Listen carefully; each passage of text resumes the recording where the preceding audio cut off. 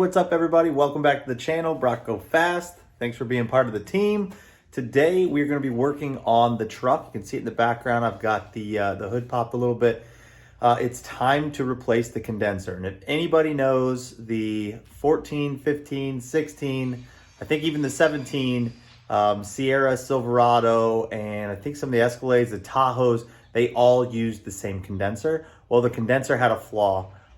There is a pinch weld or something right there that always leaks the Freon. And my truck's starting to do it now. It's got 100,000 miles on it. And I think this is gonna be the third condenser.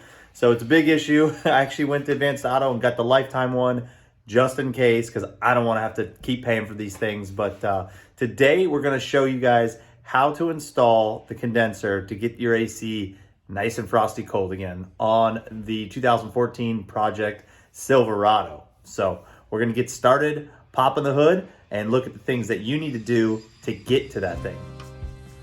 So just to get an idea of where it does leak, and the truck is a little dirty. See if you can see in there. Right there is where it starts leaking, and mine is leaking quite a bit. So you can see the shininess above that and around it, so it's got a pretty decent sized hole. So that is where it starts to leak from. All right, to get this tab out, you are going to see a little spot right there. You see that little niche? You just want to get your screwdriver in there. All right, get it in there.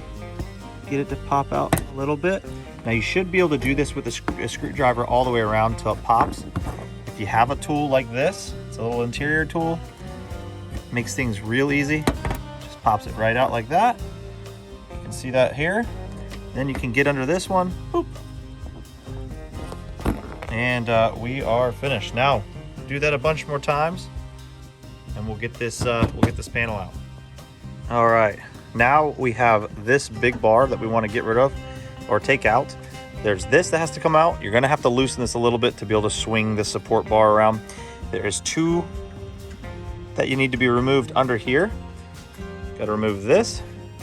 Again, do the same thing here. And on both sides, you will see this that needs either to be loosened or taken out.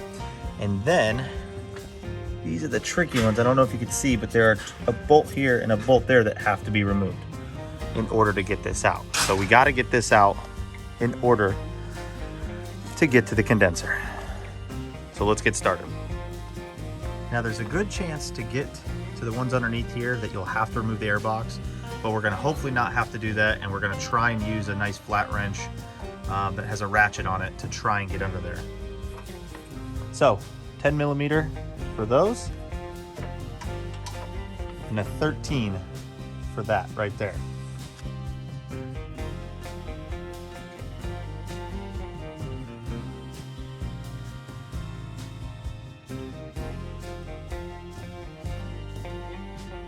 Go ahead and use that same 13 for these. I'm gonna go ahead and remove it just to get it out of the way.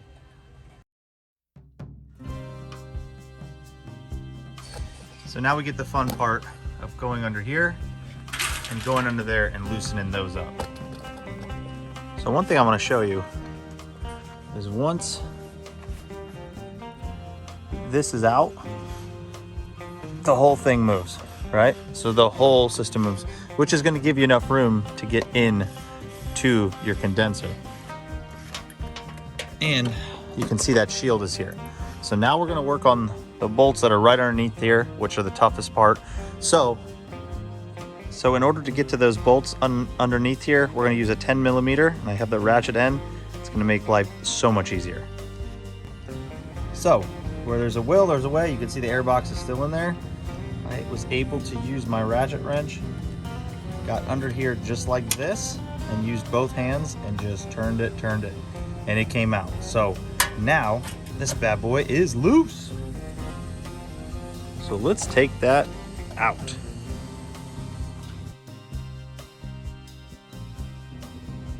It's a little harder than it seems.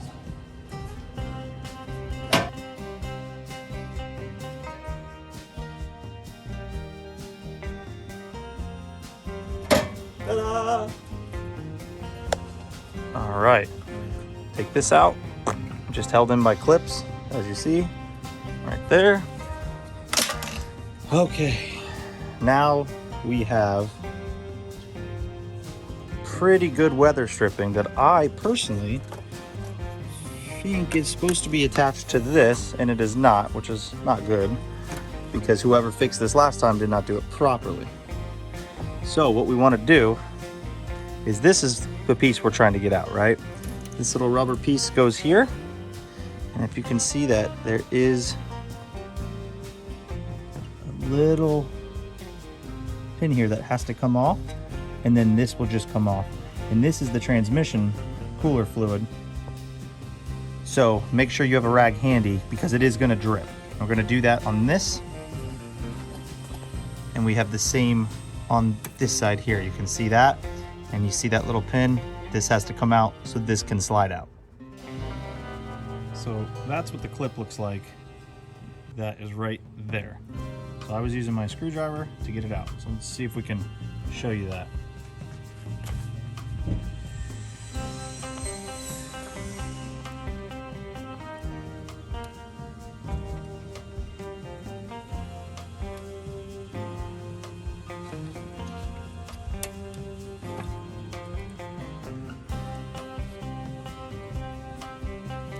There you go.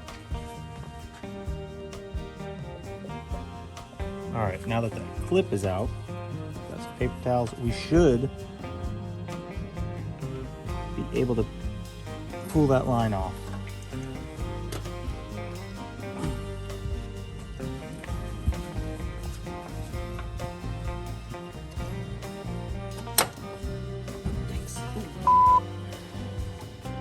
And we've got fluid everywhere. But it's out. Oh, damn, I made a mess. Ooh, that's a lot. Let's clean that up. All right, you saw that. Transmission fluid or whatever, it went everywhere. So make sure you have that paper towel handy or a rag handy. Do that to the other side and it should just pull right out. All right, so this is gonna be super hard to see. You see that down there? Right there? That is a little block that's the last final piece that's held on by a single 13 millimeter like stud with a nut on it. And let's see if we can better view down there. Nah, that is it for our view. Right there, that's what we want to get out. Right down there. So once that's done, you might be able to undo this and then slide it right out. All right, got the 13 millimeter bolt off the stud underneath the car. So now I'm going to take that off right there. And then these clips that you see here need to come off and it will slide right out. Next up are these clips right here. See if you can see that. I gotta figure out how to unclip these bad boys. Get this to come out. So unclip that one. And there is a clip hiding underneath this shield. You can see here. There it is. Get that unclipped and we'll be ready to slide this out. All right, if you press right on this, let's get that to focus. Come on. Let's get this to focus on this. This right here, press that in and then lift up and it comes right out. All right, you can see where it was leaking right here. You notice the color? They all leak right there. That's where the Freon is coming out. So I've got the old one out. Over here, we got the new one. So we're gonna take all the plastic shrouds and install them back onto that from right here. So all these just kind of pop off like so, and then you just replace them back onto the new one. So let's get doing that and we'll get ready for install. All right, she is ready. See, all the shrouds are back on. And we're gonna drop her back in and bolt her back up. All right. Now let's slide this back in here very carefully.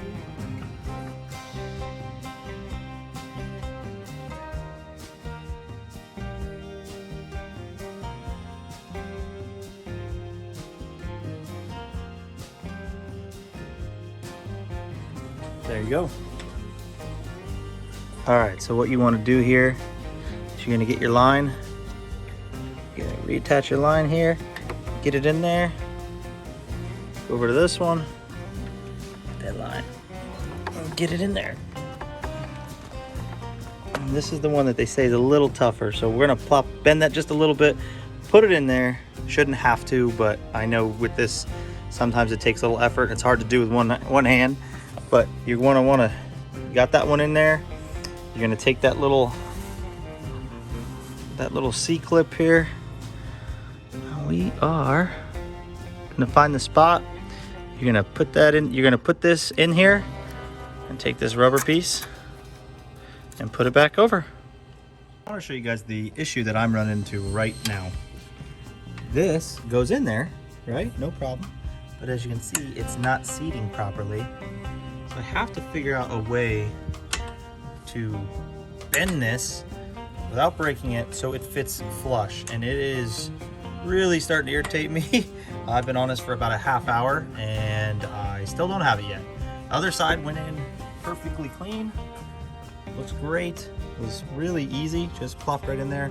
I'm either gonna have to take this off again, come over here and redo it, or I'm gonna have to detach it from right there and kind of bend it to get it to fit. So, this sucks.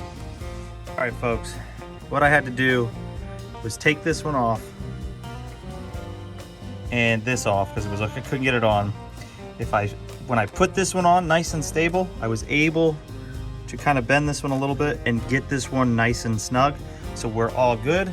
We're now gonna do everything that we'd undone, and then we'll be done. Car's back together. There it is. Started the car up, made sure there was no leaks. Everything looks good. Now, the next thing, all I gotta do, we'll do this maybe on a separate video, is I have to now get a vacuum pump, vacuum the air conditioning system, and refill it with some R134A, and we'll get some ice cold AC back. Woo! Well, hope you enjoyed the video. It was not as fun as I thought it would be. It is a lot of hard work, only because there's like little spots that you have to get into. My hands are tore up. Getting the lines back on sometimes could be a bear. You know, if you're seeing this at home, remember, don't give up, keep going. And you know, if you think you can do it, always try. Watch a video like this and you'll succeed. And just try it yourself, because the dealership wanted $1,200 to fix this. And luckily I'm a little mechanically inclined, and I decided let's take it on myself. Part cost me 130 bucks, and you know, I'm happy that I did it myself. All it took was a little time and a little sweat and some blood here and there. But hope you enjoyed the video. Subscribe to the team, join the team, Brock Go Fast, and you know what? We'll see you on the next video. Brock Go Fast.